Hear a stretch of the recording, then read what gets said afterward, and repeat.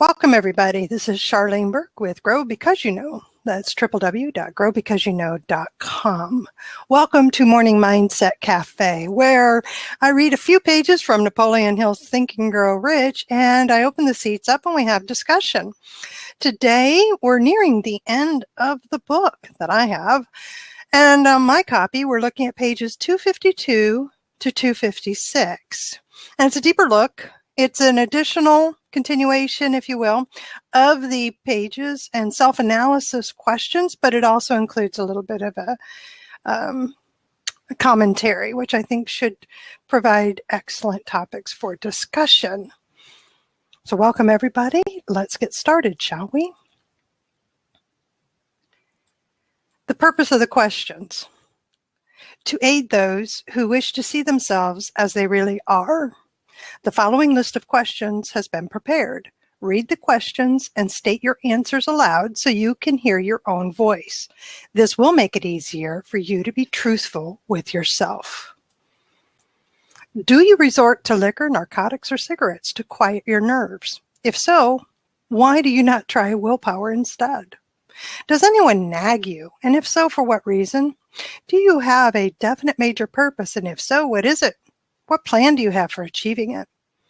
Do you suffer from any of the 6 basic fears? If so, which ones?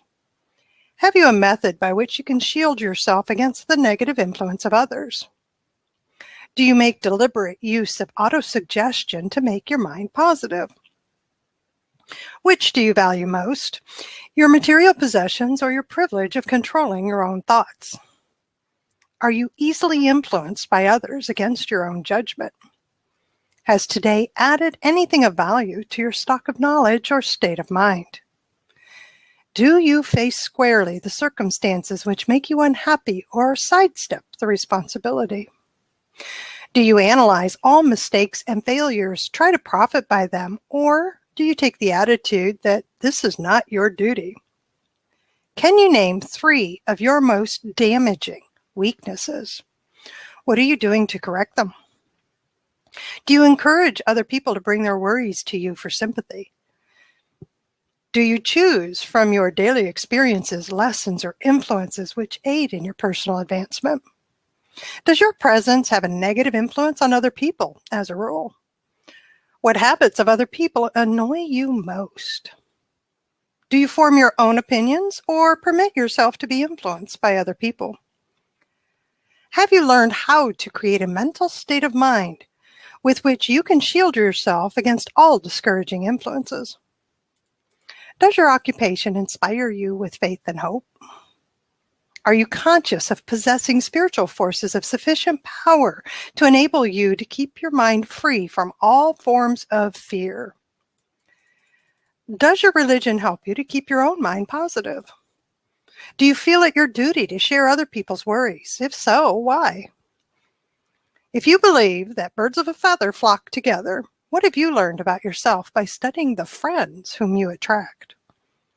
What connection, if any, do you see between the people with whom you associate most closely and any unhappiness you may experience? Could it be possible that some person whom you consider to be a friend is, in reality, your worst enemy because of his negative influence on your mind? By what rules do you judge who is helpful and who is damaging to you? Are your intimate associates mentally superior or inferior to you? How much time out of every 24 hours do you devote to A, your occupation, B, sleep, C, play and relaxation, D, acquiring useful knowledge, E, plain waste? Who among your acquaintances, A, encourages you most, B, cautions you most, C, discourages you most, D, helps you most in other ways? What is your greatest worry? Why do you tolerate it? When others offer you free, unsolicited advice, do you accept it without question or analyze their motive? What, above all else, do you most desire? Do you intend to acquire it? Are you willing to subordinate all other desires for this one? How much time daily do you devote to acquiring it? Do you change your mind often? If so, why? Do you usually finish everything you begin? Are you easily impressed by other people's businesses or professional titles, college degrees, or wealth? Are you easily influenced by what other people think or say of you? Do you cater to people because of their social or financial status? Whom do you believe to be the greatest person living? In what respect is this person superior to yourself? How much time have you devoted to studying and answering these questions? At least one day is necessary for the analysis and the answering of the entire list.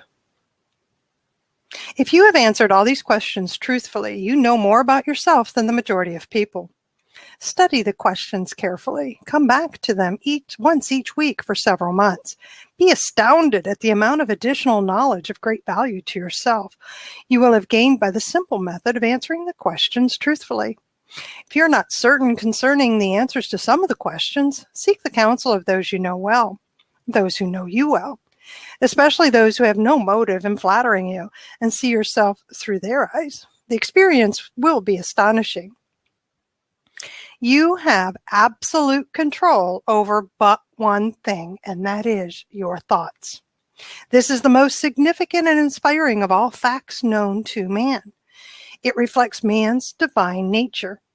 This divine prerogative is the sole means by which you may control your own destiny. If you fail to control your own mind, you may be sure you will control nothing else. If you must be careless with your possessions, let it be in connection with material things. Your mind is your spiritual estate. Protect and use it with the care to which divine royalty is entitled. You were given a willpower for this purpose. Unfortunately, there is no legal protection against those who either by design or ignorance poison the minds of others by negative suggestion. This form of destruction should be punishable by heavy legal penalties because it may and often does destroy one's chances of acquiring material things which are protected by law. Men with negative minds tried to convince Thomas A. Edison that he could not build a machine that would record and reproduce the human voice because, they said, no one else had ever produced such a machine. Edison did not believe him. He knew that the mind could produce anything the mind could conceive and believe, and that knowledge was the thing that lifted the great Edison above the common herd. Men with negative minds told F.W. Woolworth he would go broke trying to run a store on 5 and 10 cent sales. He did not believe them. He knew that he could do anything within reason if he backed his plans with faith. Exercising his right to keep other men's negative suggestions out of his mind, he piled up a fortune of more than $100 million. Men with negative minds told George Washington he could not hope to win against the vastly superior forces of the British, but he exercised his divine right to believe. Therefore, this book was published under the protection of the Stars and Stripes, while the name of Lord Cornwallis has all been but forgotten. Doubting Thomases scoffed scornfully when Henry Ford tried out his first crudely built automobile on the streets of Detroit. Some said the thing would never become practical. Others said no one would pay money for such a contraption. Ford said, "I'll belt the earth with dependable motor cars." And he did. His decision to trust his own judgment has already piled up a fortune far greater than the next 5 generations of his descendants can squander. For the benefit of those seeking vast riches, let it be remembered that practically the sole difference between Henry Ford and a majority of the more than 100,000 men who work for him is this: Ford has a mind and controls it. The others have minds which they do not try to control. Henry Ford has been repeatedly mentioned because he is an astounding example of what a man with a mind of his own and a will to control it can accomplish. His record knocks the foundation from under that time-worn alibi, "I never had a chance." Ford never had a chance either, but he created an opportunity and backed it with persistence until it made him richer than Croesus. Mind control is the result of self-discipline and habit. You either control your mind or it controls you. There is no hallway compromise. The most practical of all methods for controlling the mind is the habit of keeping it busy with a definite purpose, backed by a definite plan. Study the record of any man who achieved noteworthy success, and you will observe that he has control over his own mind, and moreover, that he exercises that control and directs it toward the attainment of definite objectives. Without this control, success is not possible. I'm going to stop there. And welcome, my good friend Cindy. Good to see you. Hello, Charlene. It is so awkward to call myself out there. How are you? Glad you're here. Hello, Chris. Good to have you with us. And Anne, good to see you again. Babby, welcome. So we had a list of questions to ask ourselves. Finished out that self-analysis list.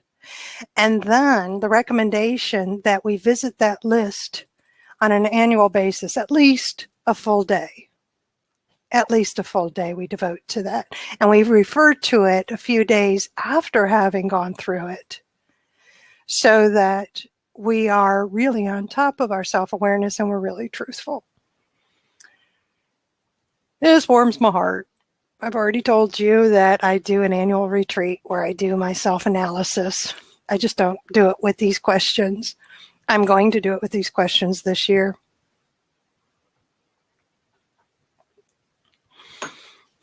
Well, you all know why. No, you don't. Why? For those who don't know, why is because I committed to learning and studying Think and Grow Rich, the book, realizing it was a text, not something to be read once, but as a text and to study means that I must do that which he is teaching. And to the best of my ability, I have been doing that. I personally have experienced some terrific changes directly related to the changes I've made in my own thinking and my attempts to control my thoughts, if you will. And because of that commitment, I have no problem taking those questions and making those my annual retreat of let's take a look at Charlene, see where you are, how you are, what's going on now, where you want to go, and how you're going to get there. Let's review the plan of how I'm going to get to my major definite purpose. Because you see, once I set that in writing, the plan became apparent to me. And I'm in the process of putting it into action. It's going to happen. I will attain my major definite purpose. So, open seats. You know, there's 3 seats available. Anybody who has comments, questions, concerns, you can disagree, you can agree, it doesn't matter. The point is that I want to encourage that we talk amongst each other. You know, because as much as I trust my own intuition and really like my own brain, getting stuck there in this sort of thing isn't the best for me or anybody else. Good morning, Chuck.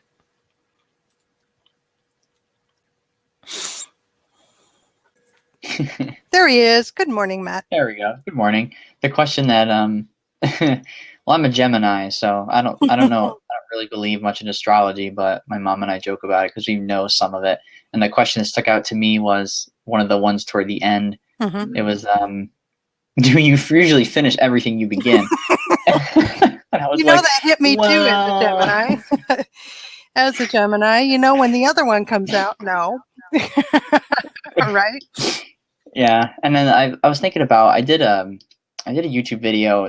Sometimes we have these months where everybody vlogs every single day. They make a video on YouTube, mm-hmm. and then we all are able to comment on each other's videos. It's sort of like this, but we're just making videos for the sake of turning on the tap and being creative more than not. And okay. I made one on I was reading a book, I think it was by James Allen, As a Man Thinketh, and there's a quote in there that says the mind is a great servant but a terrible master. And I think that's what Napoleon Hill is definitely getting at, is our ability to voluntarily control our mind as if it were some sort of tool that we can use to achieve that definite purpose that we have set. You are so spot on. That is a perfect way to say it. That's what he's telling us. I have the free will to take control of my own thoughts and take control of my mind and use it to my benefit and to the benefit of those that are around me. instead of just free-flowing, being a reactive whole soul, which in turn makes me a solely emotional person, which isn't good for myself nor anybody else. Yes, I like that. So on these videos, when you're blogging, do you share, is it like just sharing what you had blogged or going further because it's video? We can make whatever we want. A lot of people, they just make what they enjoy. Like some people talk about TV shows. I do a lot of like book reviews or what I'm reading or things I'm doing. It's sort of, it is like there's one group of people that will vlog and blog at the same time. They're called like we blog, we vlog. So they'll do both. They'll blog about it and then make a video about what they said or try to join more in the discussion, do a video response to somebody else's Veda. It's usually done during April or August, but some people do like Vlogmas or Vlogtober. People create all types of themes. Then now they get silly, yeah. Yeah, they do. Okay. Comes in all forms. Now, keeping that in mind, there's a reason I asked, because can something like that, an involvement in something like that, be a negative influence? Yeah, it absolutely can. Depending on the people you are or the content you're consuming. Like if you get into a discussion or video responses and they become very heated video responses between people about certain topics, or you're watching somebody do Veda that's very pessimistic and they're not enjoying it and they're very negative, that can be a resistance. That can be a lot of negative thoughts toward you that you're consuming. Almost as if you were listening to bad music with a negative message over and over again. If you're watching somebody's Veda videos that with a negative message over and over again, that could dip subconsciously into your awareness, and then you start to believe those thoughts. And it's one of those things where it can go unnoticed. And then one day you're like, wow, I guess I never realized how much that affected me. Sometimes other people will point that stuff out. They'll be like, something has changed about you recently, or people will point it out and you'll go like, that's not possible. It will be blindsided to it. Right. Yeah, because when we have circles of people who are supposedly, I say that, the purpose is to support one another. So there are blog circles where people read each other's blogs and comment. The purpose of the commenting is to provide activity, but you're asked to actually read what you're going to comment on, right? And so I've seen instances where the original writer, the poster, isn't offering anything of growth or value other than it's a gripe session and it's a rant. And you can see it then in subsequent posts by the others that over a period of time, they start getting into the rant mode, right? Now, I'm not taking the ones who are known. If you want to get upset, there are places you can go to read online to just feed your anger and your frustration, right? Forever. Yeah. I'm not talking about those. I'm talking about just suddenly out of nowhere, a rant starts from somebody, and you can see it in the subsequent writings of others that they're getting more on the negative side, if you will. And I'm not saying, I'm not talking about the hippy dippy woo woo. I will say it, of everything's positive and everything's wonderful. What I'm talking about is that I'm going through a really rough time right now. And here's a solution I found. I'm not certain I'm going to make it, but there's at least a solution, or, that's what I call the positive and adding value when you have a negative that you're going to be sharing. But if you don't have that, instead you've got just that life stinks and this is horrible. And it's venting, and that's great. But when you get support from people that says, I agree, life stinks, it's horrible. And then it just, it permeates. It permeates from one person. Because it's almost like you have, it's really funny. Like I've read a lot of books that talk about when you have conversations with like a group of people, sometimes you get into the who can describe whose life is the worst conversations. Oh, like yeah, it goes, this is the worst, and this is the worst, and it just repeats. And I'm just, I don't want to deal with that sometimes. So now what Napoleon Hill's telling us is that we can consciously see that it's happening and combat it with the habit that we're instilling in ourselves to say that does not apply to me. And I don't want to think like that, nor do I think like that. Instead, I think like this. And if we get pushback, this is what I'm imagining. If I get pushback, I'm going to walk away. Yeah. You know, if they're not interested in a different perspective, or I'm always the one. Every once in a while, somebody will remind me, Charlene, you just like to fix things, and it's true. I've always been solution oriented. You know, when you're spiraling down, it's difficult, and I've been there. You guys know that. That's what I'm getting out of. It's difficult to come up with the solution to the answers. But when somebody comes to me with a problem, it's like, well, you obviously came to me with a problem, so you're looking for the answer. Well, let's find the answer. What's the solution that you can put into place? Well, no, I just wanted to gripe. Well, that was a waste. That's a waste of air. A lot of it, too, is like planting a seed and then inputting and nurturing that seed instead of an immediate fix, because people want results immediately. And that's an excellent way to put it. And I do approach that in conversations because there is no evident solution. I mean, when we're having an initial conversation and you're just embroiled in whatever you want out, it's like, well, there's no immediate solution, but at least get thinking about it. Let's be open to what's a different way to do this. Let's be open to what help is available. Let's be open to finding, because oftentimes the first meeting isn't the place where the answers are revealed. But you're right. But if somebody's ready for it, right? And that's been my case. When I'm ready for it, I'm prepped by somebody who says, so that I don't know the answer. I really don't know the answer right now, but why don't we get prepped for finding it? Be open to what's going to come your way. And that's been done to me often enough over the years that I'm able to do that with other people, that, it's acknowledging that, your life really stinks right now, this moment.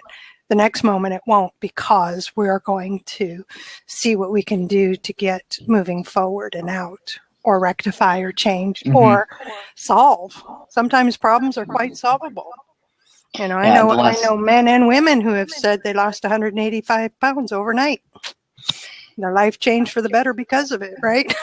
Keystone habit. Yeah, it's a keystone habit. The last point I'll make before I go is when you were saying like the hippy dippy woo woo, right? That's completely ignoring reality, right? And that's delusional. And the resistance part is the resistant part is still resisting reality, except you're in that survival fighting mode. So you can see how both ends of the spectrums are sort of some resistant to reality, whether it's out of ignorance and like we or it's so it is an extreme of both ends, isn't it? The survival mode, I'm way over here when I'm in survival mode, and hippy dippy woo woo is way over here, and neither one of us are getting anything done. We're not growing, we're going backwards. I like that. Okay. All right. I'm all set. I'll let somebody else hop in here. Thank you, Matt. Always a pleasure to have you with us. Always a pleasure. Good to see you as well. Pammy, welcome. Good to see you here. Rob. Good to see you here. It's been a while. So that self-analysis. And Austin, you snuck in on me. Good to see you. Self-analysis, and these questions are great. It definitely takes a day. Well, my retreat that I usually go on is a couple of days, and it's with professional prayers. So they are helpful to me in keeping me centered and in the spirit world, if you will, and focused in my faith. And Rob, good morning. If it's a blog or blab, one can walk away. More challenging is when that attitude is within the family. How best to handle that?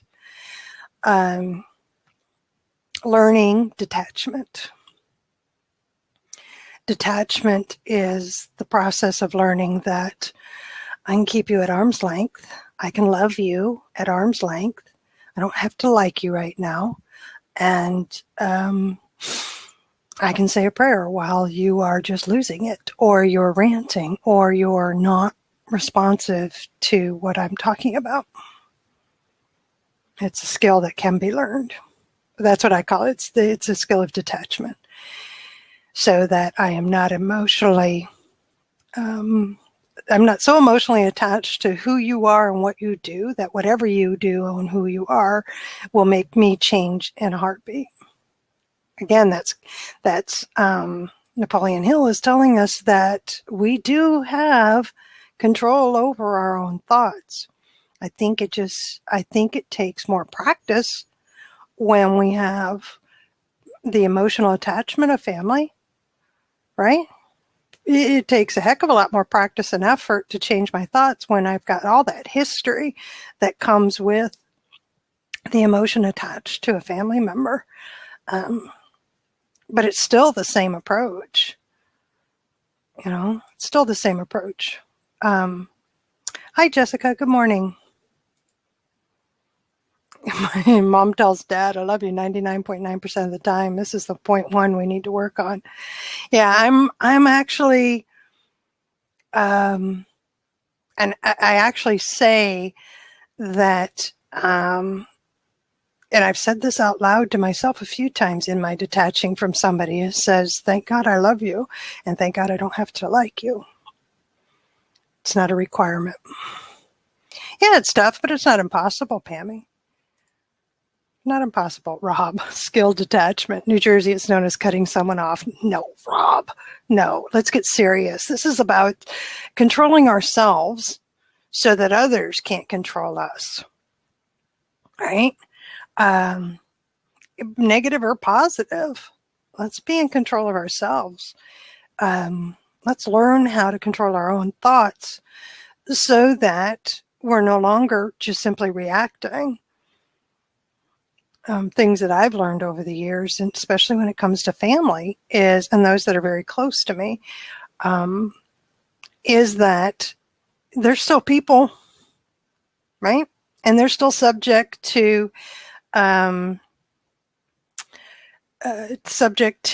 whatever triggers they have to respond or react or talk or what have you. Yes, and Pammy, there are some people that I need to stay away from. And honestly, that is the key. Some people, if I cannot control my thoughts and maintain the changes that I want, if I'm around people that make it that very difficult for me to do it, then I can make the conscious choice to not be around them for a while and to take a break. Again, I am responsible for my own life. We can appreciate someone who's in control without being controlling. Absolutely. I feel like I'm the dirt under their shoes. And you're not going to like us, Pammy, but you know what? You're the one that feels that way, and you're the one that thinks that way. And that's what we have to learn how to. That's what Napoleon Hill is telling us. How we allow that to happen. All right. So throughout the book, he's been teaching us to take really hard look at ourselves, and it's almost like what's my part in it? Now, Pammy, the way you're talking is very similar to the way I will talk, which is I do great until I get around their negative attitudes. So why is it that their negative attitudes, this is exactly what Napoleon Hill's talking about in this section, why is it that you are able to affect my attitude and the guy next to you isn't? That's the question. It's a difficult one to answer because it means I've got to go deeper. And sometimes I just don't want to. But the end result is that when I do, I'm better for it. And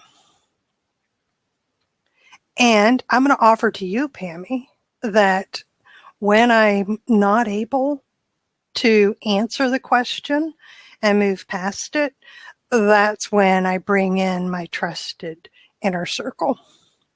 People who know me, who I trust enough to be able to go to and to say, I'm really struggling with this. I'm really struggling with this. I'm trying to identify why I'm reacting this way. And it might behoove you to seek out a quiet retreat center kind of place where you can go, whether it's secular or religious, whatever. Go to a safe place with a true third party. This is why I like those professional prayers. They're not good friends of mine. I can name the brothers at the retreat center I go to. I'm fortunate the retreat center is 15 minutes from my home, and I can name the brothers. And but they're not good friends. They're, we don't hang out, and I don't see them all the time. But I know that when I go to that retreat center and I ask for some time, or if I go on retreat and actually spend the night there and spend a couple of days, that I will have time with them. And they're skilled in being able to walk me through them and ask questions and get me to answer questions and help me to see who I am in that moment. And then they're skilled enough, and I wholeheartedly trust them in terms of faith, and they'll guide me in prayer and meditation so that I am able to grow from the learning. Yeah. Yes, Ha. No one can make you feel inferior without your consent. And it is so very true, and that's what Napoleon Hill has been telling us. And telling us how. How to not give consent, how to be in control of our thoughts, how to change our habits. So we are chips in the ocean. Yes, we are chips on the ocean with sails. Yeah, you could have said boat too. Aimless, no awareness of how the mind masters them. Pammy, yes, I know I choose to allow them to control my emotions. I just wish I could figure out how to be around them and love them despite their attitude. Yes, that is what I was talking about. It is a skill. It is a learned skill. There is a way to learn it. There is a way to learn it. And you learn it from somebody who's doing it and knows how to do it themselves, has done it themselves, and then you practice and practice and practice. And Rob, you just put it in. It's not always older brother, sister syndrome. I say that because I'm the oldest in the family. I have brothers that when we gather, because we don't see each other all the time, we would, and my husband noticed this. He says, you guys spiral into this, oh God, constant picking at each other. And it's a battle. And we always feel so when we're done, right? And he was right. So if we get together 3-4 times a year, and while I'm fond of them, and I look forward to meeting with them, I don't always leave my meeting with them feeling very good. So over the years, I made the conscious effort to not participate in the picking. And I got to tell you, it was tough. It was tough. I mean, it was because it was such a habit. It was such a known response. If you're going to say this, I'm going to jump in. I'm going to pick right back. There is no big ego in this room, right? So we're all going to make sure you're going to be as small as possible. And that's what we did to each other. And it took effort, conscious effort to not participate. And sometimes I'd slip and let a few zingers out, and I'd feel, I didn't want to do that. And other times I'd say that I didn't want to do that and just went with it anyway. But I got to tell you, I still maintain that conscious effort. And today, my baby brother and I could call him right now, and we'll pick up the conversation wherever we left it off the last time we had talked. We're big hugs whenever we see each other. We're talking about the good things that are happening in our lives with the kids, his wife, and my husband, and things happening in my business. We'll talk about, so what was it that you were planning to do, right? And every once in a while, we'll start a little bit of picking. And my husband noticed this. It doesn't take long before one of us holds up the hand. And this is a response. No. And it's become the, we don't want to go there. We don't need to. So that's my own personal experience with family that could be and continue to be a negative influence if I allowed them to. It's not horrifying, is it? It's not, not abuse. It's not intentional. We're going to hurt each other or anything like that, but it's the way we respond to each other. I mean, you can change the way you respond to somebody else. I don't think anywhere, honest to God's truth, can somebody tell me anywhere in Napoleon Hill's Think and Grow Rich where he said it was going to be easy? Please, please, if you see it, I didn't see it. If any one of you can tell me that it's true, somewhere in there that he tells us it's going to be easy. I missed it. All right, somebody jump in the seat. I'm talking like it's a monologue here. Oh. It really should be kind of a dialogue going off the comments, right? So again, men with negative minds, men and women with negative minds, the doubting Thomases. When you come up with an idea of what you want to do with your business, come up with an idea of an invention you want to tackle, come up with an idea that you want to do an innovation, and suddenly you're hearing from those that you respect saying that there's no way that can happen. There's no way you're going to raise that kind of money.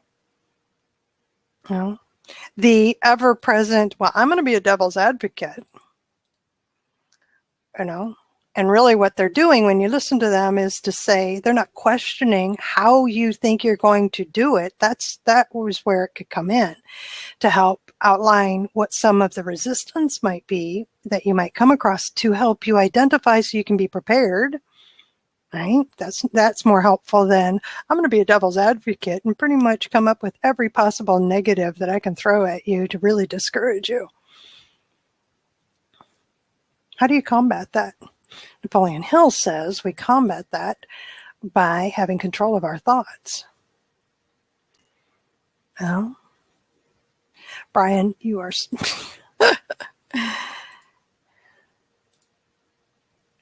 Control the controllable. Share what you will. Protect your dream, your utmost desire for all costs. Yes, with all costs. Do not tell them, show them.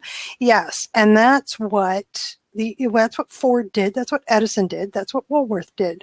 So wholeheartedly believe in what it is you're doing, why you're doing it, and the plan that you have in place to get it done. Right? Hi, Hannity. Hi, how are you? I'm okay. How are you today? Good. I'm feeling good. I just had a haircut done, so I feel Don't you look adorable? Thank you. Oh, it's a pixie cut and it looks adorable on you. You know what? Because I always go to my hairdresser and I'm so bossy. It's just don't do this, do that, cut here more. I want it this way. And if they don't listen to me, I just get really cranky. I'm just that with my hairdresser, not with my husband or my family. Please don't judge me on that. And today, I went to my hairdresser. I went to a new hairdresser and I sat down. I was like, what? I trust you. Do whatever you think is right. And I feel so good that I did that. Seriously. Yes. Because I always felt that they cannot do it right or they don't know what suits me. I know best and that's how things are. And it doesn't work that way. Mm-hmm. Sometimes you need to stop doubting yourself and others and put some trust there. And when you I have a stylist that proved to me over a period of time she knew what she was doing, and that's what I ended up with. I just said, that's it. And when I first went to her, we did a few minor things, and then finally I went to her, and I think the first time she cut off like 7 or 8 inches. It was way too long, trust me. It was way too long. Yeah. And I said, you're doing great. Let's go. So it's good to see you. Thank you. So I fixed my lighting, so it's better now here when I sit, so it's not dark as anymore. But just so you know, actually, it is a little bit dark. Yeah, it just needs to be in front. That's the one change that you're going to make. Working and typing, and I had I'll sort it out. Now it's better. So going back to the doubt, one of the things I do for myself, because doubt is an ongoing process. When you doubt yourself, when you're starting something new, you doubt yourself. when you're venturing to a new project, having a new client, if you're going to be good. And all these kind of fears start boom, rushing up like a bubble in your head, and it won't shut down. Trust me. The other things I do, I write them down as questions, and I answer that questions. And when you do that, and then you read the question of doubt and the answer to it, and you look at yourself like how ridiculous I was. I really meant nothing. Well, yeah, fear stops me from doing so much, and it did. It's not just you. It's being a human, having feelings and emotions towards something. And because you're very passionate about it, that way the fear start kicking in. You're right. And you've got that combined with if you're stuck in your own head. If you can find somebody that can be your little cheerleader, it's amazing the places you can go. But I've had to do a lot of internal self-work to get past that fear, and it still pops up. I haven't completely mastered it. Yeah. No one in life will come, if they tell you they're lying, that, oh, I have no fear and I got no self-doubt ever popping into my head. It doesn't work that way. It is a no, no, no. And if somebody told me that, I would laugh. I was like, oh, really? Teach me how. Yeah, exactly. And that's what Napoleon Hill's teaching me, is that I can control my thoughts. What that means is that I can develop a habit so that when the fear hits, instead of curling up and backing away and letting it say that I can't do something, that I instead replace it with, well, you're afraid. Do just like you said, Hannity. Why are you afraid? Exactly. What's the deal here? So you can't find a really solid, good answer for it. This is what I've been doing.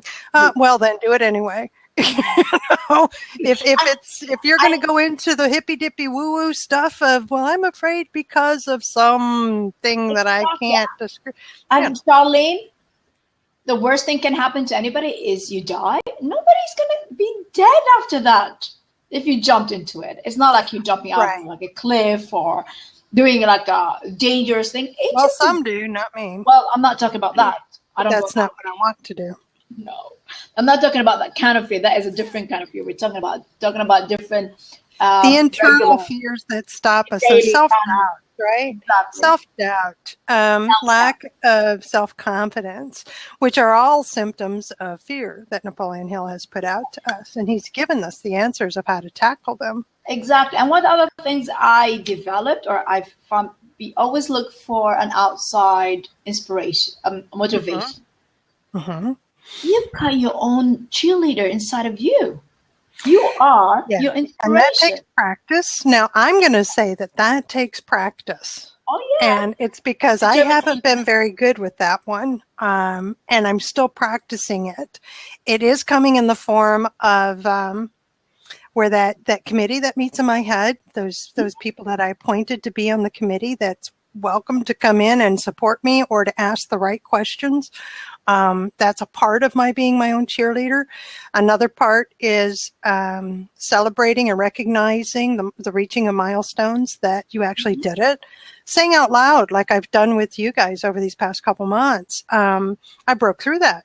It worked. This stuff is working for me. I'm seeing things differently. I'm doing things differently. I'm coming out of, my big deal was coming out of survival mode. Exactly. And I feel so strong that I'm coming out of survival mode. It is, and one of the things pretty darn terrific. I do, which some people might laugh, I refer to myself in the third person.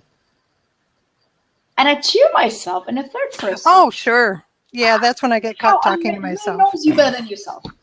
Yeah, that's so that's one of the reasons why I'm very careful when I shoot pool, because I talk to myself, and I talk to myself, especially when I'm working on a project.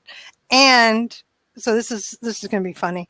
At the end, later this afternoon, I'm going to be spending most of the day with a new client. They want to participate in a full-blown creative strategy session with me. And I warned them that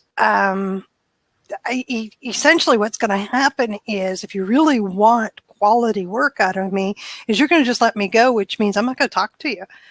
And they're like, what are you talking about? I said, because that's exactly what I do. Now, Charlene, why are you doing that? Charlene, why did you come up with that? Well, I came up with that because, and I'm whiteboarding things out. That's how I work. It's really why I do tend to work best by myself, because somebody wants to interject and it's like, well, you're not Charlene. You wait until you're invited. It's true. We all have these skills. Yes. You have that inside of you. Utilize it. You need to have a cheerleader or somebody to motivate you, because use what God has given you. Well, that's part of that comes from, though, having that major definite purpose. When I read it in the morning and I read it at night as to why I'm doing what I'm doing, and I've got it written out that by the first day of February of 2016, I will have this much income, revenue coming from my businesses, and that I believe strongly that it's going to happen in direct relation to the level of quality of service that I give in exchange for it. And then right next to it now, because the plan has been revealed and I'm working the plan now, is the plan to do it. So that's part of the cheerleading process. Is that I have that. So yes, this is what I'm doing, and this is a reminder of why I'm doing what I'm doing. Oh, well, Brian, you asked for permission. Sometimes I do. Honestly, I am known for saying, when you ask me my opinion, because people will, Charlene, what's your opinion? Are you sure you want to hear it? You're scanning before saying it. Well, because I've come across way too many people who really don't want my opinion. They just want me to be all frou-frou-y and say, oh, you're just awesome and I love you and you're beautiful and whatever you do is fantastic. When in actuality, if I don't feel that way, I'm not going to say that, right? Are you sure you want to hear it? And I usually say that for good or bad. It doesn't matter. Are you sure you want to hear it?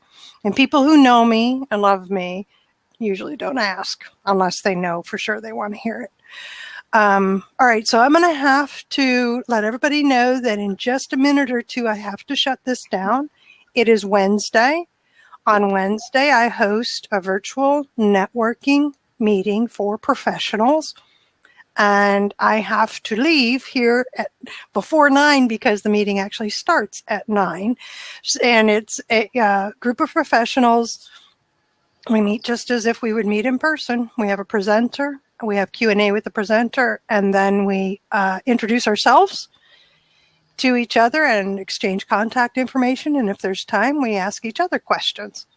And everybody who attends is connecting with everybody else who's attending. Business is being done. It's awesome.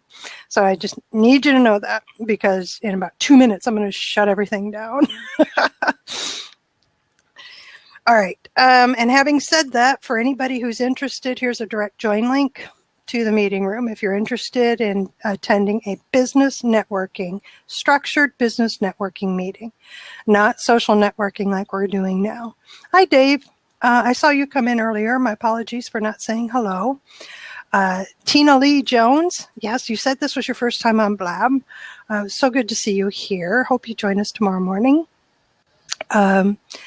I am going to mangle this name.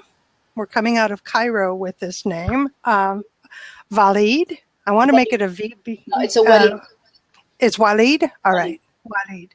Middle Eastern names trip me up because I'm more used to other names. Oh, Dave, are you serious? I'm the only. What do you mean I'm the only one that remembers you?